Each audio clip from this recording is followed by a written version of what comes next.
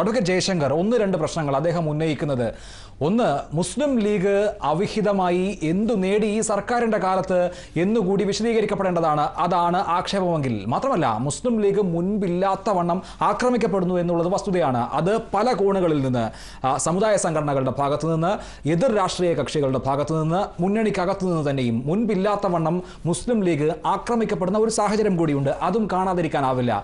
കൂട്ടിച്ചേർത്ത് വായിക്കേണ്ട ഒരു വസ്തുത, ഈ തെരഞ്ഞെടുപ്പിൽ UDF അധികാരത്തിൽ വന്നതിൽ ഏറ്റവും നിർണായകമായ പങ്കാളിത്തം മുസ്ലിം ലീഗിനായിരുന്നു. മലബാറിൽ മുസ്ലിം ലീഗിന്റെ മിന്നുന്ന പ്രകടനം ഉണ്ടായിരുന്നില്ലെങ്കിൽ UDF ഇത്തവണ അധികാരത്തിൽ എത്തില്ലായിരുന്നു എന്നുള്ള കാര്യവും ഉറപ്പാണ്. മുസ്ലിം ലീഗ് അതിന്റെ ചരിത്രത്തിലെ ഏറ്റവും ശക്തമായ അവസ്ഥയിൽ നിൽക്കുന്നു എന്നത് തന്നെയാകുമോ ഒരുപക്ഷെ ഇത്രയും ശക്തമായി ആക്രമിക്കപ്പെടാനും കാരണം? മുസ്ലിം ലീഗിനോട് ബാക്കി പാർട്ടികൾക്ക് അസൂയ തോന്നിയിട്ട് ആക്ഷേപിക്കുന്നു. അങ്ങനെയാണെങ്കിൽ ഇതിനേക്കാൾ കൂടുതൽ സീറ്റ് കിട്ടിയ പാർട്ടികളില്ലേ? കോൺഗ്രസിനെ ആക്ഷേപിക്കുന്നുണ്ട്, CPM-നെ ആക്ഷേപിക്കുന്നുണ്ട്. അവർക്ക് എത്രയോ സീറ്റുകൾ കിട്ടി. മുസ്ലിം ലീഗിനേക്കാൾ സീറ്റുള്ള പാർട്ടികളല്ലേ? ആരെങ്കിലും ആക്ഷേപിക്കുന്നുണ്ടോ? ആക്ഷേപിക്കേണ്ട സമയത്ത്, എതിർക്കേണ്ട സമയത്ത് എതിർക്കും, അത്രയേ ഉള്ളൂ. അല്ലാണ്ട് ആർക്കും മുസ്ലിം ലീഗിനോട് പ്രത്യേകിച്ച് എന്തെങ്കിലും ഒരു വൈരനിര്യാതന ബുദ്ധിമുട്ടെന്ന് വിചാരിക്കാൻ പാകത്തിന് മൗഢ്യം ഏതായാലും എനിക്കില്ല. ഇവിടെ സംഭവിച്ചുകൊണ്ടിരിക്കുന്നത് മുസ്ലിം ലീഗ് ശക്തമാണ്. മുസ്ലിം ലീഗ് ശക്തമാണെന്ന് മുസ്ലിം ലീഗുകാർക്ക് അറിയാം. ആനയുടെ ബലം അറിയാം. അതുകൊണ്ടാണ് 5ാം മന്ത്രി അവകാശമാണ് എന്ന് മൈൻ ഹാജി പറഞ്ഞത്. കേരളത്തിൽ ഇതിനു മുമ്പും മുസ്ലിം ലീഗ് മന്ത്രിസഭകളിൽ ഉണ്ടായിരുന്നു. അന്നൊക്കെ എത്ര മന്ത്രിമാരുണ്ടായിരുന്നു എന്ന് എല്ലാ ആളുകൾക്കും അറിയാം. മുസ്ലിം ലീഗിന് 4 മന്ത്രിയിൽ കൂടുതൽ ഒരു സമയത്തും ഉണ്ടായിട്ടില്ല. ഇത്തവണ 20 MLA ഉണ്ട്. അതുകൊണ്ട് ഉമ്മൻചാണ്ടി ദുർബലനാണെന്നുള്ളതാണ്. ഉമ്മൻചാണ്ടി പാർട്ടിക്കകത്ത് ദുർബലനാണ്. അദ്ദേഹത്തിൻ്റെ പാർട്ടിയും ദുർബലമാണ്. സർക്കാരിനാണെങ്കിൽ ഭൂരിപക്ഷം കുറവാണ്. ഉമ്മൻചാണ്ടിയുടെ ദൗർബല്യമാണ് മുസ്ലിം ലീഗിൻ്റെ ബലം. അതുകൊണ്ട് എന്ത് നേടിയെടുക്കാം എന്ന ധിക്കാരമാണ്, ധാർഷ്ട്യമാണ്. ഞാനതിലേ പറഞ്ഞുള്ളൂ. ഇപ്പോൾ ഭൂമി കയ്യേറിയില്ല എന്ന് പറയുന്നത് കേട്ടപ്പോൾ എനിക്ക് സത്യത്തിൽ ചിരി വന്നു. കാലിക്കറ്റ് യൂണിവേഴ്സിറ്റി ഉണ്ടായി, നമുക്കൊക്കെ അറിഞ്ഞൂടെ? മുസ്ലിം ലീഗുകാരുടെ ഏർപ്പാട് എന്താണെന്ന് നമുക്ക് അറിഞ്ഞൂടെ?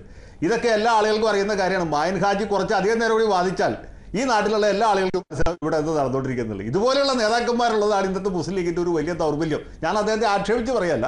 സത്യത്തിൽ മൈൻ ഹാജിയെ പോലെ, അബ്ദുറഹിമാൻ രണ്ടത്താണിയെ പോലുള്ള ചിന്തകന്മാരും പ്രബന്ധകാരന്മാരും വക്താക്കൾ ഉള്ളിടത്തോളം കാലം മുസ്ലിം ലീഗിനോടുള്ള എതിർപ്പ് ജനങ്ങളുടെ ഇടയിൽ വർദ്ധിക്കും. എനിക്ക് അദ്ദേഹത്തെക്കുറിച്ച് വലിയ മതിപ്പാണ്. അഹമ്മദ് കബീറിനെ പോലെയുള്ള നേതാക്കന്മാരുണ്ട്, സബദാനിയെ പോലുള്ളവരുണ്ട്, അഡ്വക്കേറ്റ് M ഉമ്മറിനെ പോലുള്ളവരുണ്ട്. അവരാരും ചർച്ചയ്ക്ക് പോകാതെ ഈ മൈൻ ഹാജിയും രണ്ടത്താണിയും സ്ഥിരമായി പോകുന്നത് കൊണ്ട് കൂടിയാണ് ജനങ്ങൾക്ക് എതിരഭിപ്രായം ഉണ്ടാകുന്നത്. അപ്പോൾ നിങ്ങൾ അഭിലാഷ അടക്കമുള്ളവർ ശ്രദ്ധിക്കണം. ഇനി മേലിൽ ചർച്ചയ്ക്ക് വിളിക്കുമ്പോൾ ഒന്നുകിൽ അഡ്വക്കേറ്റ് M ഉമ്മറിനെ വിളിക്കുക, അല്ലെങ്കിൽ സമദാനിയെ വിളിക്കുക, അതുമല്ലെങ്കിൽ അഹമ്മദ് കബീറിനെ വിളിക്കുക. അങ്ങനെയാണെങ്കിൽ മുസ്ലിം ലീഗിനോട് ആൾക്കാർക്ക് താല്പര്യവും. ഞാൻ സത്യത്തിൽ മുസ്ലിം ലീഗിനോട് വലിയ സ്നേഹങ്ങളാണ്. ശ്രീ MC മൈൻ ഹാജി, താങ്കൾക്ക് ഈ ചർച്ച അവസാനിപ്പിക്കാം, ആരോപണങ്ങൾക്ക് മറുപടി പറയുകയും ചെയ്യാം. ഒപ്പം മുസ്ലിം ലീഗ് കൂടുതൽ ശക്തമാകുന്നു എന്ന തോന്നൽ പാർട്ടി പ്രവർത്തകർക്ക് ഉണ്ടായിരിക്കാം. സ്വാഭാവികമായും ധാർഷ്ട്യം ഉണ്ടാകാനുള്ള ഒരു സാഹചര്യം പ്രവർത്തകരെ സംബന്ധിച്ചായാലും നേതാക്കളെ സംബന്ധിച്ചായാലും അതുണ്ട്. അത് സ്വാഭാവികമായി നടക്കുന്ന ഒരു കാര്യവുമാണ്. പക്ഷേ അത് പൊതുസമൂഹത്തിന് ഉണ്ടാക്കുന്ന പ്രതിഫലനങ്ങൾ, അതായത് മുസ്ലിം ലീഗിന് പുറത്തുള്ള ആളുകൾ എങ്ങനെ ഈ പാർട്ടിയെ കാണുന്നു എന്നതുകൂടി ലീഗിന്റെ നേതൃത്വം ഇനി കാര്യങ്ങളിൽ നിലപാടെടുക്കുമ്പോൾ ആലോചിക്കുമോ?